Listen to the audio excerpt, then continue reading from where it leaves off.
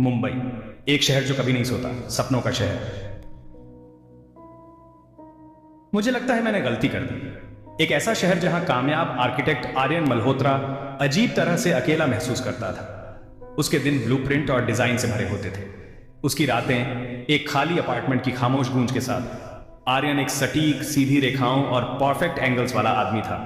फिर भी खुद की लाइफ में उसे एक अहम चीज की कमी खलती थी, प्यार।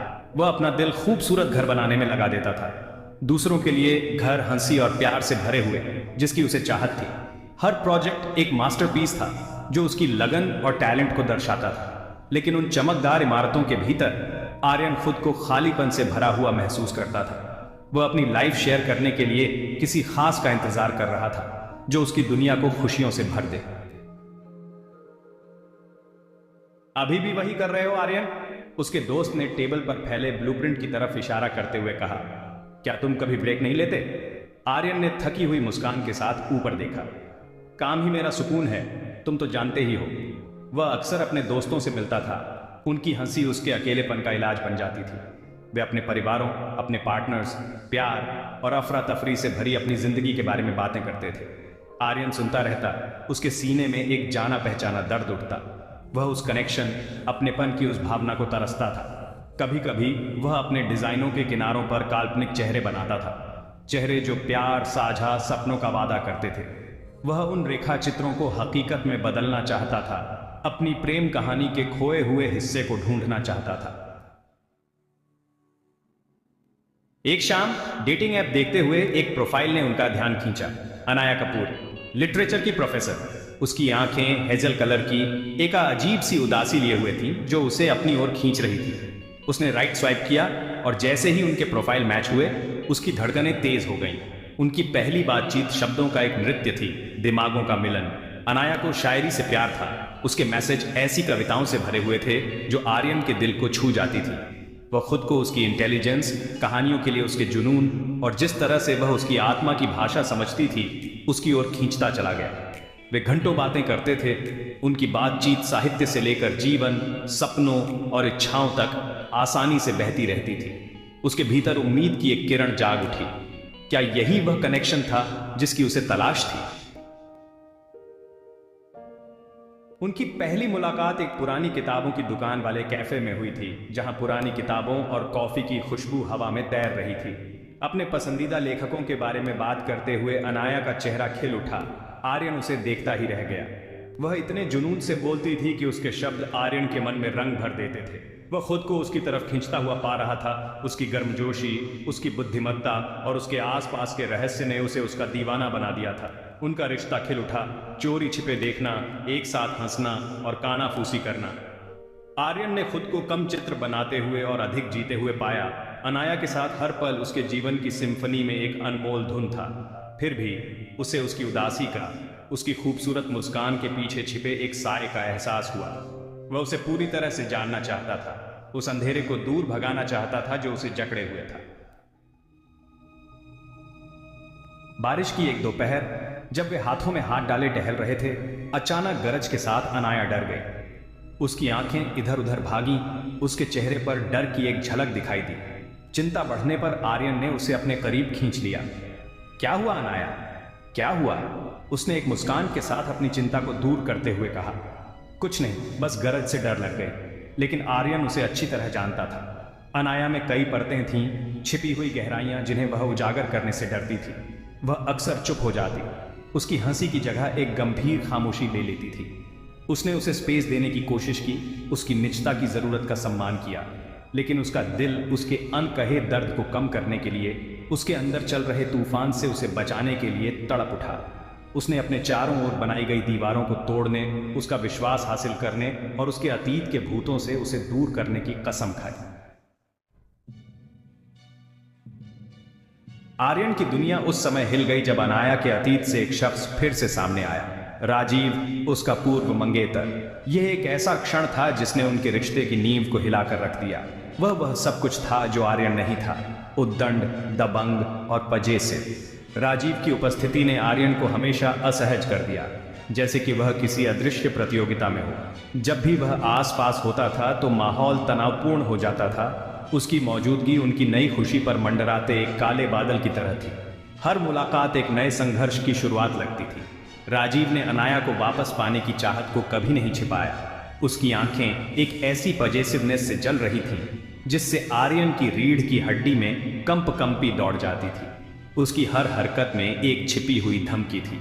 आर्यन ने देखा कि जब भी राजीव आसपास होता था तो अनाया खुद को और भी अंदर खींच लेती थी। उसकी मुस्कान एक बनावटी एहतियात के पीछे छिप जाती थी। उसकी आंखों में एक अनकहा डर साफ झलकता था। उसने उसे आश्वस्त करने की कोशिश की, उसकी ताकत का सहारा बनने की कोशिश की। आर्यन ने हर संभव प्रयास किया कि अनाया को यह महसूस हो कि वह अकेली नहीं है, लेकिन उसकी आंखों में डर साफ दिखाई दे रहा था। यह डर उनके रिश्ते पर एक साया बनकर मंडरा रहा था। आर्यन के अंदर एक सुरक्षा की भावना जाग उठी। वह अनाया को हर हाल में सुरक्षित रखना चाहता था। वह इस आदमी को, उसके अतीत के इस भूत को, उस नाजुक खुशी को बर्बाद नहीं करने देगा जो उन्होंने साथ मिलकर बनाई थी। आर्यन ने ठान लिया था कि वह राजीव को उनके जीवन से दूर रखेगा। वह उनके प्यार के लिए लड़ने, अनाया को उस तूफान से बचाने के लिए दृढ़ था जो उन्हें अपनी चपेट में लेने की धमकी दे रहा था। आर्यन का संकल्प अटूट था और वह किसी भी कीमत पर अपने प्यार की रक्षा करने के लिए तैयार था। एक चैरिटी गाला में तनाव अपने चरम पर पहुंच गया। हर कोई इस बात से अनजान था कि कुछ ही पलों में एक बड़ा टकराव होने वाला है।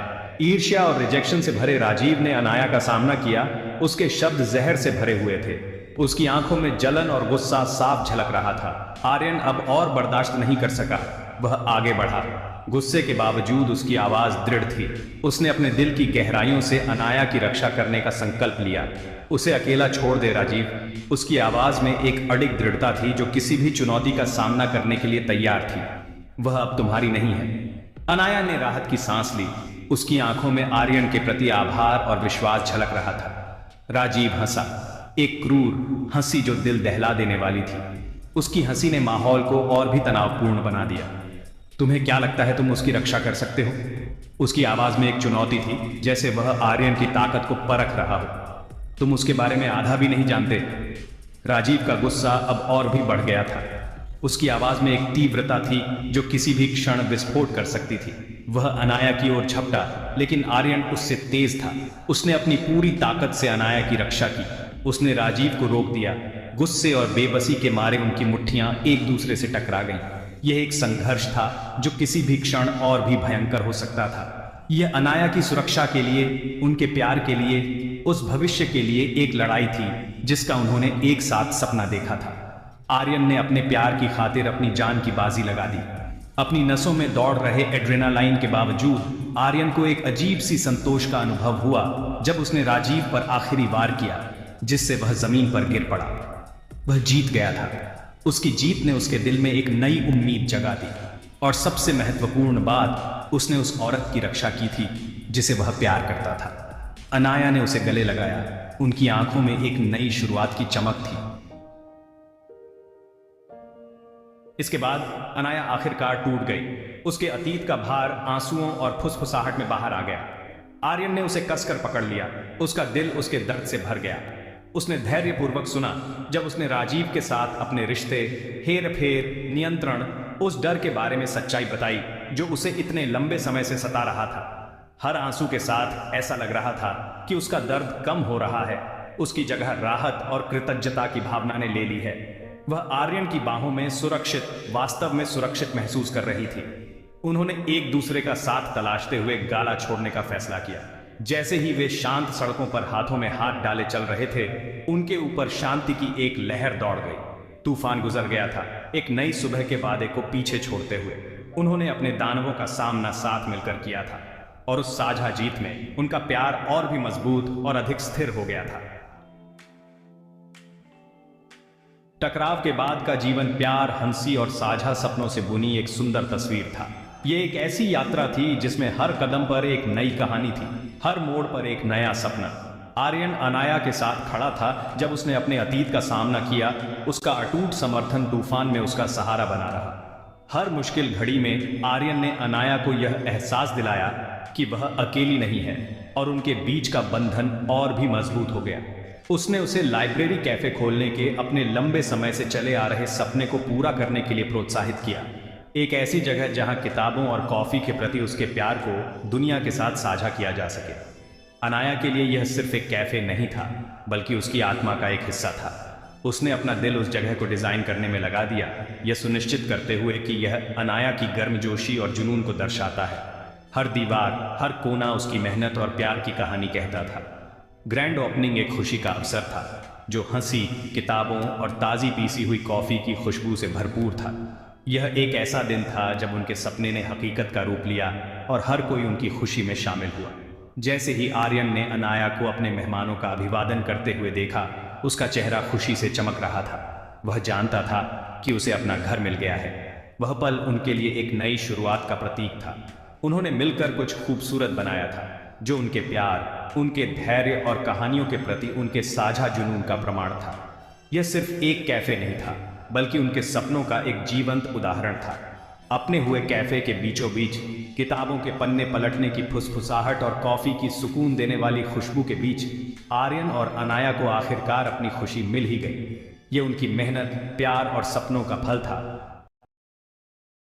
अगर आपको यह कहानी पसंद आई हो तो कृपया लाइक करें, अपनी राय कमेंट में साझा करें और ऐसी और कहानियों के लिए सब्सक्राइब करें।